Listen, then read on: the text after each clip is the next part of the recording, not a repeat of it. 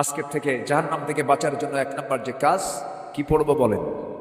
বউ যদি নামাজ না পড়ে কি করবে? দেখছেন লাঠি দিয়ে কোবাবো না কি জানি কইল, এটা মার্ডার কেস দেখতেছে। হ্যাঁ, বউ কি মারা যাবে? বউ মারা যাবে? যে কইছে আমার মনে হয় বিয়ে করেন। বউ মারা এত সহজ? আপনারা বউকে ভয় পান কিনা জানেন, আমি বউকে ভয় পাই, কিন্তু আপনিও ভয় পান, উনিও ভয় পান। যে স্বামী স্ত্রীর মধ্যে মহব্বত আছে সে অবশ্যই একজন আরেকজনকে ভয় পায়। বউ ভয় পায়, স্বামীও ভয় পায়। আল্লাহু আকবার বলেন। এটা হচ্ছে মহব্বতের ভয়। কিসের ভয় বলেন? সম্মান, সম্মান, এটা সম্মান। এটা দেখবেন বউরা অনেক ধমক পারে, অনেক কিছু বলে, স্বামী চুপ করে থাকে। বল বাবা, তোর তো বলতেই হবে, কারণ বাচ্চা কাচ্চা তোর কাছে, তুই যদি 1.5 বছরের বাচ্চা যদি একবেলা দিয়ে যাস তাহলে তো আসার খায় মরবে। যা বলবো সমস্যা কি, কথা বলছেন? বইয়ের কাছে আমরা কি ধরা আছে কিনা বলেন? উপায় তো নেই। এই জন্য মারা যাবে না। কি কথা ক্লিয়ার? মারা যাবে না, বুঝাতে হবে। 4 কারণে একটা স্বামী তার স্ত্রীকে শাসন করতে পারে। শাসন করবে, কিন্তু শাসনের ভাষা আছে। 4টা কারণে শাসন করবেন স্বামী তার স্ত্রীকে। নাম্বার 1 হলো যদি নামাজ না পড়ে। নাম্বার 2 হলো যদি রোজা না রাখে। নাম্বার 3 হলো যদি স্বামীর আনুগত্য না করে, বৈধ আনুগত্য। ফেরাউন মার্কা কথা শোনা যাবে না। কিছু পুরুষ আছে দেখবেন, কিছু স্বামী আছে বউকে মানুষকে দেখায়, আছেন হুন্ডাই তুলে গোটা নগর দেখায়, গোটা দেশ দেখায়, বউয়ের ছবি তুলে ফেসবুকে দিয়ে দেয়, দেখো তো আমার বউটা দেখতে কেমন, আসুন সবাই আমার বউটাকে জামাতের সাথে দেখি। জোরে ধন নাউজুবিল্লাহ। এই আসেন আছে, এগুলো হচ্ছে ছোট লোক। এগুলো কি বলেন তো? ছোট লোক, চরিত্রহীন মানুষ। এগুলো করা যাবে না। বউকে সেফটি করতে হবে। নাম্বার 4 হলো সতীত্বের হেফাজত যদি না করে, পর্দায় যদি না থাকে, শাসন করবেন। তবে শাসন করার জন্য সিস্টেম হলো লাঠি দিয়ে মারা যাবে না। পকেটে যে থাকা মেসোয়াকটা আছে, 9 ইঞ্চি মেসোয়াক, সেই মেসোয়াকটা আপনি আস্তে করে বের করবেন, মেসোয়াক দিয়ে মারবেন। শর্ত হলো মুখে মারা যাবে না, নাকে মারা যাবে না, চোখে মারা যাবে না, বুকে মারা যাবে না। মারবেন খুব, মারার জায়গায় তো শেষ। যদি কোনো মানুষ যদি মেসোয়াক দেখার সামনে যদি বউকে মারতে নেয়, সবাই বলবে মারে না, আদর করে। কি করে? চান্সে ছিলেন, উপায় নাই, বউকে মারার কোনো সুযোগ নাই। বসে আমার বন্ধুগণ, একটু কান লাগাবেন, মনোযোগ দিয়ে সবাই শুনবেন। তাহলে নিজেও নামাজ পড়বো, বউকেও নামাজ পড়াবো, পরিবারকেও নামাজ পড়াবো, ছেলে মেয়েদেরকে নামাজ পড়াবো। বাড়িতে আমার ঘুম থেকে উঠবো, আমি ফজরের সময় উঠলাম, ফজরের একটু আগে উঠলাম, ছেলের ঘরে গিয়ে বলবো আসসালাত আসসালাত, মেয়ের ঘরে বলবো আসসালাত আসসালাত। বউটাকে ডেকে তুলবো, নামাজ হয়ে যাবে। নামাজ যখন হয়ে গেল, সুন্দর করে বলবেন ও আমার সন্তানরা কোরআনটা তেলাওয়াত করো। 3টা কাজে কোনো লস নাই। কয়টা কাজে লস নাই বলেন? 3 কাজে লস নাই। সূরা ফাতির, কোন সূরা থেকে কথা শুরু করছিলাম বলেন তো? সূরা ফাতির। 3 কাজে কোনো লস নাই।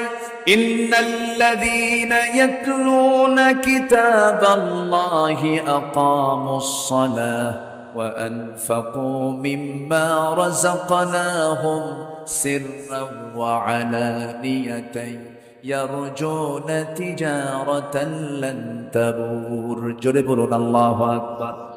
নিঃসন্দেহে যারা নাম্বার 3টা কাজ করবে, এর মধ্যে 1 নাম্বার হলো যারা আল্লাহর কালামকে যারা সুন্দর করে তেলাওয়াত করবে। দিন শুরু হবে কি তেলাওয়াত দিয়ে বলে? আস্তে কয়, আরো জোরে, আরো জোরে। আমার দাদির যুগে দাদিরা কোরআন পড়তেন, ভাবির যুগে ভাবিরা কোরআন পড়েন না। মাত্র সকাল 10টার দিকে ঘুম থেকে ওঠেন, কিন্তু আমার দাদি উঠেছে সূর্য ওঠার আগে, না পরে। আগে উঠেছেন, এই জন্য দাদির চোখ নষ্ট হয় নাই। আমি আমার নিজের দাদিকে দেখেছি খালি চোখে 85 বছর বয়সে কোরআন পড়তে। নিজের চোখে দেখেছি। দাদিরা মূর্খ ছিলেন, দাদিরা কম পড়েছেন, কিন্তু তাদের মধ্যে যোগ্যতা বেশি ছিল। বলুন তো, দাদির যুগে তালাক বেড়েছে না আজকের যুগে তালাক বেড়েছে? আজকে শিক্ষিত কম না বেশি? তো মূর্খতাকেই ভালো ছিল। শিক্ষিত হয়ে যদি তালাকই হয়, তাহলে ওই শিক্ষার কোনো দরকার আছে? সংসার তো অশান্তি। কারণ যে শিক্ষা 54 বছরের জাতিকে দেওয়া হয়েছে, এই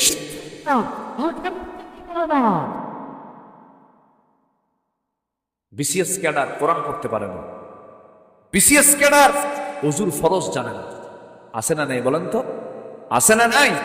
আচ্ছা, এই জন্য আমরা আল্লাহর কালামকে সুন্দর করে তেলাওয়াত করবো। জোরে বলি ইনশাআল্লাহ, জোরে বলি ইনশাআল্লাহ। 3 কাজে লস নাই। কয় কাজে লস নাই? 3টা কাজ যারা করবে তাদের ব্যবসায় কোনো লস নেই। তাদের ব্যবসায় কোনো লস হবে না কখনো। তিজারা মানে বিজনেস। আল্লাহ বিজনেস শব্দটা কেন বললেন? মানুষ বিজনেসের কথা শুনলে কথার আগ্রহ কমে না বাড়ে? বাড়ে। তুমি কি জানো এই ব্যবসাটা খুব ভালো? তোমার মনোযোগ নেই। আল্লাহ বলছেন এই 3টা কাজ করবা, এই 3টা কাজের এই বিজনেসে কোনো লস। এর মধ্যে 1 নম্বর চলছে হলো আমরা সুন্দর করে কোরআন পড়বো। নামাজে কোরআন পড়া আছে না নাই? আসতে বলবেন না, আছে না নাই? নামাজ পড়লে কি পড়া হয়ে যাচ্ছে? কোরআনটা পড়া হয়ে যাচ্ছে। কোরআন শোনাও হচ্ছে, কোরআন পড়াও হচ্ছে। আমার বন্ধুগণ, নামাজের মধ্যে মজা পেতে হবে, নামাজের মধ্যে তৃপ্তি পেতে হবে। আমার নবীজি গোটা রাত চলে যেত, 2 রাকাত নামাজ শেষ হতো, সাইয়েদনা ওসমান নামাজে দাঁড়াতেন। 1 রাতের ভিতরে তার ম্যাক্সিমাম কোরআনের তেলাওয়াতটা হয়ে যেত। এত লম্বা লম্বা নামাজ পড়েছেন, কপালটা ফুলে যেত, হাঁটুগুলো ফুলে যেত। সেজদার মধ্যে চোখের পানি ফেলে ফেলে কাঁদতেন, ডুকরে ডুকরে কাঁদতেন। নাসাই শরীফের হাদিস। আমার নবী যখন কাঁদতেন, পাতিলে পানি তোলে, চুলার ভিতরে আগুন ধরায় দিয়া ওই পাতিলের পানি যখন সিদ্ধ হয়ে যায়, যখন আওয়াজ হয় টকবক টকবক আওয়াজ হয়, যেমন আমার নবীর সেজদার মধ্যে যখন সেজদায় পড়ে কাঁদতেন, টকবক করা পানির মতো আওয়াজ আমার নবীর মুখ থেকে বের হতো। আমরা কাঁদবো কার কাছে? আসতে বলবেন না, কাঁদবো কার কাছে? আমার কাঁদার ভাষা কে সবচেয়ে বেশি জানে? দুনিয়ার কারো কাছে কাঁদবেন, সে ভাবতে হয়তো আমার কাছে অভিনয় করে কাঁদবে। পৃথিবী থেকে যখন জান্নাতে চলে যাবো তখন আমাদের কিসের জায়গা? হাসার জায়গা। আমরা হাসবো জান্নাতে গিয়ে। জোরে বলি ইনশাআল্লাহ, আর জোরে বলি ইনশাআল্লাহ। আমার বন্ধুগণ, আল্লাহর কালাম তেলাওয়াত করলে উপকার কি? অসুখ হবে না সহজে। ওয়ানুনাজ্জিলু মিনাল কুরআনি মা হুয়া শিফাউন ওয়া রাহমাহ। কোরআন যখন তেলাওয়াত হয়, বান্দার অসুখ দূর হয়ে যায়।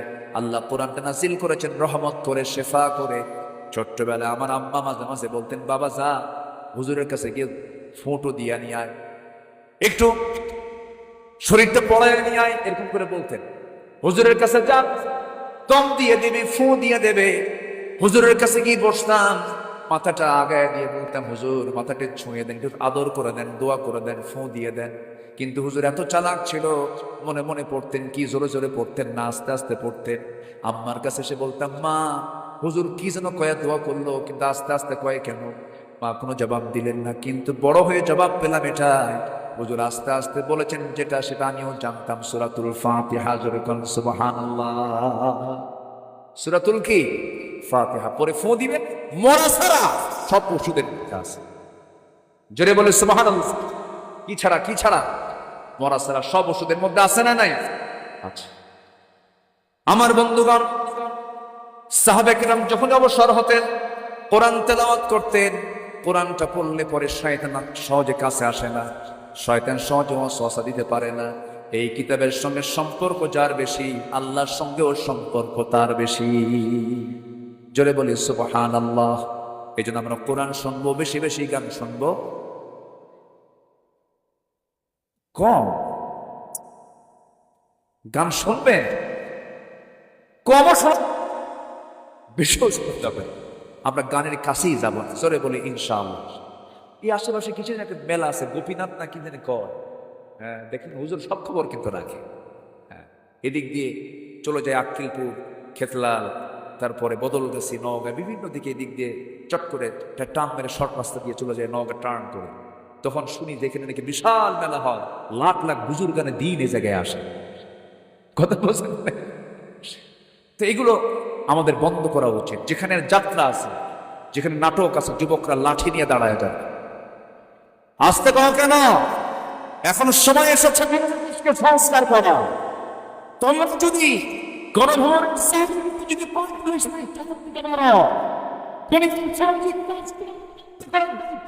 মুসলমান পারবা, তোমরাই পারবে।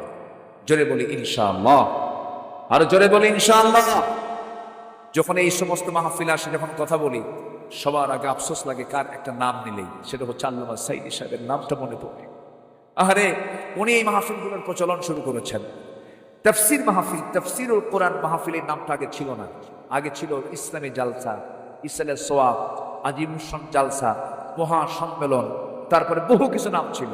কিন্তু এই নামটা যিনি সংস্কার করেছেন তিনি হচ্ছেন আল্লামা সঈদ রাহিমাহুল্লাহ। আগামীকাল আমার পাবনার সেই দারুল আমান ট্রাস্টের 12 বছর বন্ধ থাকা মাহফিল কালকে চালু হচ্ছে। 18 বছর বন্ধ হয়ে থাকা চট্টগ্রামের প্যারেড ময়দানের মাহফিল যেটা আল্লামা সাঈদী করতেন, আগামী 27 জানুয়ারি সেখানে আমি যাচ্ছি, মাহফিল চালু হচ্ছে আলহামদুলিল্লাহ বলেন। সিলেটের এমসি কলেজ মাঠ, আলিয়া মাদ্রাসা মাঠ বন্ধ ছিল, সেই মাহফিল গত 9 জানুয়ারি শেষ করেছি। আমরা মাহফিল করেছি, বন্ধ করতে চেয়েছিল, কোরআন কেউ বন্ধ করতে পারবে না।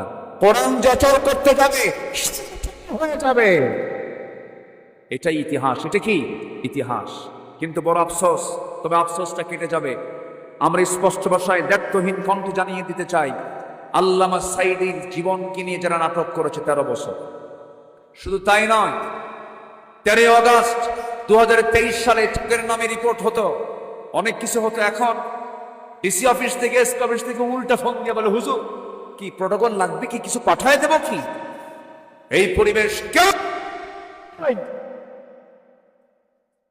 আরো জোরে বলুন, তিনি কে? আরো জোরে তিনি কে?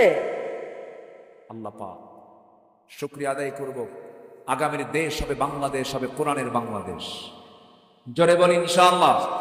এই জন্য নিজের যোগ্যতার দরকার আছে না নাই? কি নামাজ পড়বো না বিড়ি খাবো?